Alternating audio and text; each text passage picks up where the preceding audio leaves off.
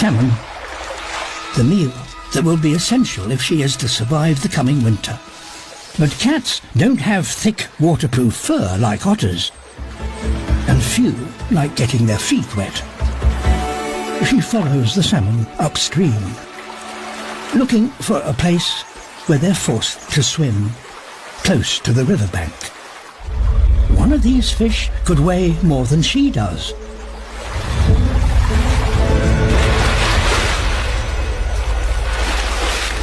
This is not going to be easy.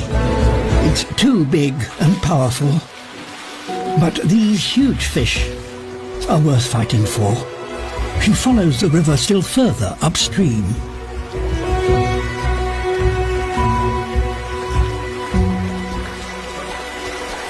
It's now narrower, but swifter. This could be her chance.